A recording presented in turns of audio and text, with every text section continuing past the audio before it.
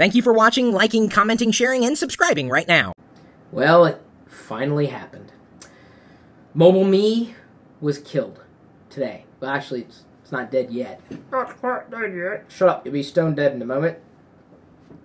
Channeling my inner Monty Python there. Apple will soon be replacing MobileMe with iCloud. And iCloud was announced today as a part of WWDC, as well as new features in macOS 10 Lion, or at least some fit and finish and final information about OS 10 Lion, and announcements about iOS 5. Two videos that I've already recorded and uploaded to the video as I was sitting here with the live chat room at live.pirillo.com, as opposed to the dead chat room. Nothing ever happens in there. And I'm sitting here sipping my analysis juice. Because the only way to digest new features effectively is with analysis juice. Otherwise, it just kind of hits you and it's a little raw. Either way, iCloud, it's a big deal. It's like a gigantic deal, right? Because MobileMe, what used to be .Mac, has always kind of been, even to the faithful, a joke, quite honestly. It works. MobileMe works, just not well. Certainly not by today's standards. It was competitive enough for the times, you know, having access to online mail and calendar and contacts, but really most people have been happy with Google and Gmail to this point. No real reason to switch yet. You may actually consider it now because iCloud, in case you hadn't been watching the news wires today, or the stories, or the Twitter feed, is free, or will be free when it is released this fall. Big deal. Huge deal. Now, granted, of the three big announcements today, I was more excited about iOS 5 than I was iCloud, but this is good. This is definitely a step in the right direction. The fact that it's free, gets better. Trust me, it gets better. And it gets better in the sense that you will start paying money to Apple and you will actually appreciate it. I'll get to it, just chill, okay? Don't just like jump to conclusions, all right? There's a lot to cover here. So pick up your analysis juice and start sipping. Now, iCloud is basically the cloud service, right, from Apple. Comes built right into your apps and supports things like contacts, calendar, mail. You've got iBooks now, apps, and I'll get to that a bit more. Photos, big deal, and iTunes now in the clouds. So, in the clouds. The cloud. So, let's go ahead and dive in a little deeper, learn more. So, you can essentially buy music here, download music from any device, iCloud stores it, and you can then play it back on any device that you have authenticated. So, there's a Mac, there's there's an iPad, of course, assumedly a PC with iTunes would be able to play it as well. So new purchases are automatically everywhere, apps and music and media included. The beta for the iTunes part is available now with iTunes 10.3. You've got a purchased list now for music, apps, books, etc. Fully available now. That there's a download button, so if you've already picked it up before, you can just click to download it on that particular device, which is nice. Now, this is where I think you're going to start paying money to Apple. They have a service called iTunes Match. And here's why I think you're going to start paying this to Apple. Let me see if I can find it. Here we go. This is what I was looking for. So, you've got all these MP3s. You hadn't purchased anything through iTunes, nor have I. And you were looking for a way to get these MP3s, you know, from the cloud. Now, I just did a video review of my initial impressions of the Google Music Beta. And it's nice. Google Music Beta is definitely nice. But Apple's done some math. What they are going to do is allow you to bring all your MP3s into iTunes, or the iCloud, if you will, and they will scan and match those MP3s, again, by way of iTunes, and upgrade to 256 kilobits per second, AAC, high-quality audio, and an annual price for doing this, for all your music, $25. Flat. So whether you upload 5,000, 20,000, it's just one flat price. Now that can be directly compared to Amazon, which is $50 a year for 5,000 songs, or 28,000 songs is $200 a year. Now Google, we still don't know how much they're going to charge, so that could still be competitive. But here's why I think this is important. If you have an iPad, an iPhone, or an iPod Touch already, and all that music, Apple's saying just store it in the iCloud, dude. We'll help you organize it. $25 a year. I'm guessing that a lot of you people who pirated music, you'd be willing to pay that just to organize all that stuff in the cloud. You can get it from everywhere. If you already have one of these devices, it's literally a no-brainer. I'm not going to get it. Why? Because I don't have a lot of ripped MP3s laying around. I don't. Most of my music is like virtual anyway. I rent it through Rhapsody. And it'll be interesting to see if Rhapsody changes their subscription service based on this. It's not likely that Apple is charging this. It's probably because this is the only way they could get the record labels to play along, is by charging more money. I mean, it's always about charging money. But the thing is, you have all this music. You can now store it in the iCloud. It really doesn't cost all that much to access it from anywhere and keep it managed anywhere. I mean, how many times have you tried to get to music remotely and it was a pain from the device that you were trying to use? Again, if you have an iPad, an iPod Touch, or an iPhone, and a lot of MP3s lying around, I think Apple has made this very, very, very competitive. I think it's a genius move. You could have attained all those MP3s illegally, and they're going to kind of legitimize you. Not to say that your conscience would be clear, but hey, it's your conscience.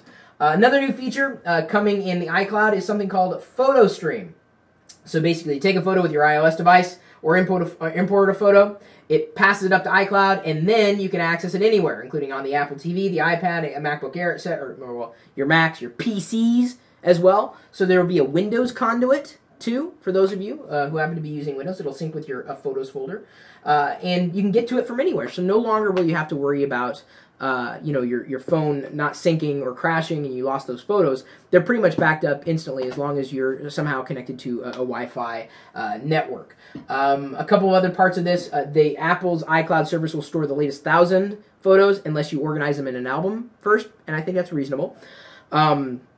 Then the only shortcoming I think I've seen in this, is the page, of course, details a little more about the photo stream. If you live with more than one person, you can't effectively, let's say, send photos or browse someone else's photo stream. It's not as easy to do right now, at least from the iOS devices. It's easier to subscribe to someone's feed in iPhoto on the desktop, certainly, but they don't really have a story for photo stream on iOS at this point for browsing other people's photos, at least that I know of. Maybe just using their Photos app. Give me a second. That's the only way. But see, I just can't imagine why that would not be a system level utility. Why would I have to download a separate application? I just didn't see it in PhotoStream, and I thought that would be a fit with iCloud, specifically in being able to pass those photos directly to an Apple TV and stream that way. What if you got two streams that you want to play? So it doesn't really support multiple users right now, but for your backup and your account, I think it'll work fine. Just no family story yet. Again, it will allow you to access all your applications, and this is a godsend. I've got like thousands installed, and the reason why is because, well, I don't know if I'm going to need it. And the only way to effectively manage it is through iTunes. Well, now they're saying, just store it in the cloud. Once you've purchased it, you're good. Awesome. So that means, I just buy it now. If I need to get it later, I can restore it, I can transfer it, and it's all managed in the cloud. Thank you. Thank you. That, to me, best feature coming in iCloud, because I'm an app addict. I love applications. I've bought so many of them. I've downloaded a few for free, too. I tweet it out all the time. I don't know if you're following me on Twitter yet, at Chris Perlo. I tweet out app deals quite frequently. So now that you can manage those remotely and automatically synchronize them when you're connected to your network. And so it's just nicer. It's easier. And it's going to be free. So if you're already using this, it's just going to get that much better.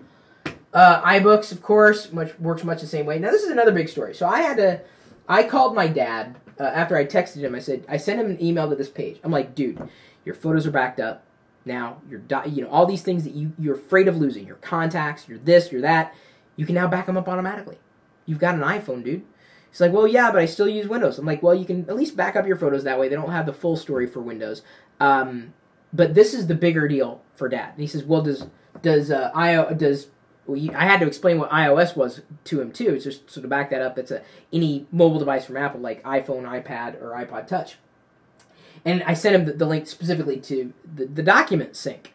So you essentially use Pages, Keynote, or Numbers on your iPad or your iPhone, and it'll automatically synchronize in iCloud. Your iWork apps can store them in the cloud seamlessly. And so it says that I don't know if I got the full story on the document sync. I don't know if that's also available on the desktop yet. It wasn't really clear, and they didn't really detail it here. They only showed the picture of the iPad and the iPhone. I imagine that's coming. But he said, is this Excel and Word compatible? And I had to explain, like, yes and no. It's not Excel. It's not Word. It's a word processor, and it's a spreadsheet application.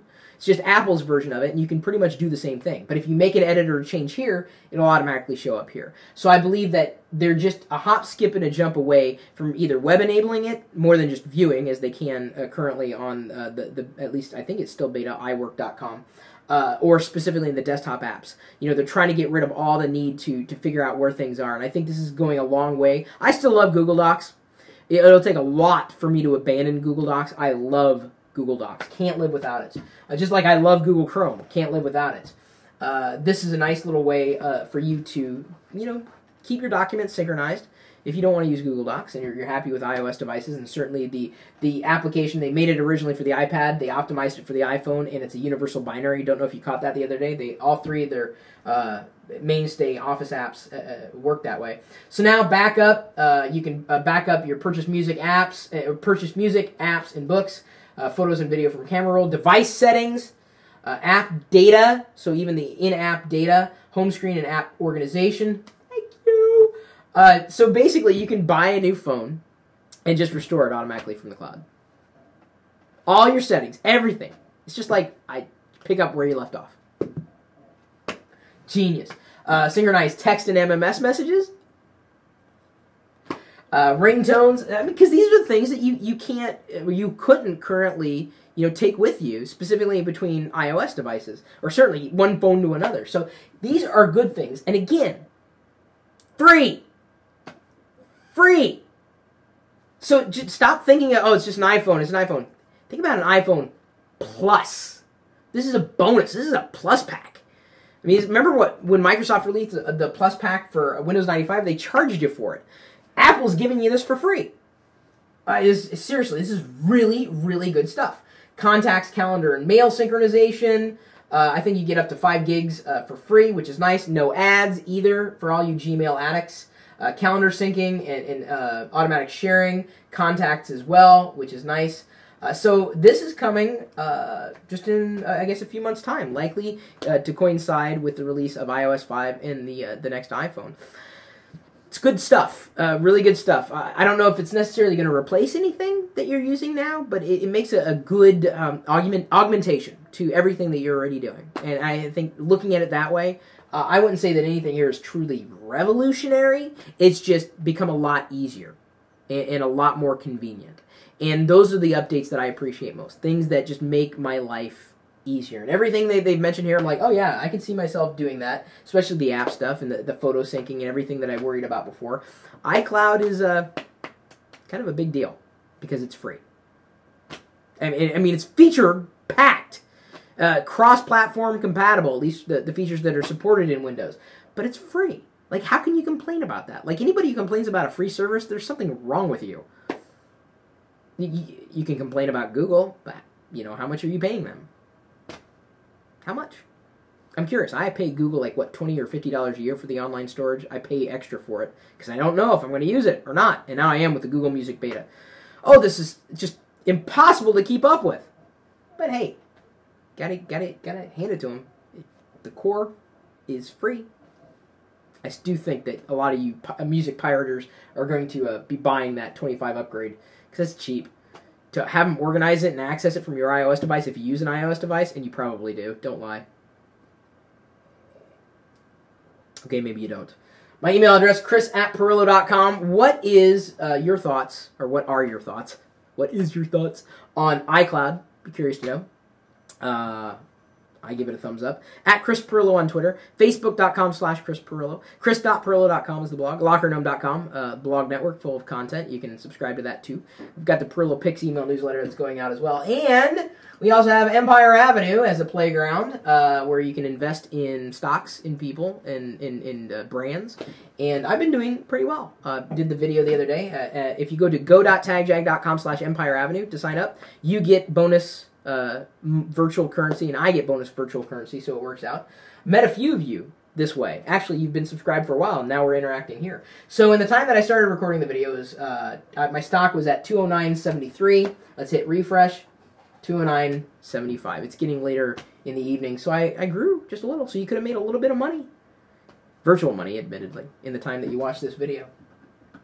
It's up to you whether you want to play the most addicting game I've ever played. Basically, generating fun with you, even if you're not a fun person. That's what you sound like right now. Am I sweating? I think I'm... It's hot. These LED lights, this is the second time I've commented on this. I think they're too... I think they're too bright. I need to adjust some things in here. I will, soon enough. Stay tuned for that. But until next time, you can join us in the chat room. We're geeking out 24 hours a day, 7 days a week at live.perillo.com. We'll see you later.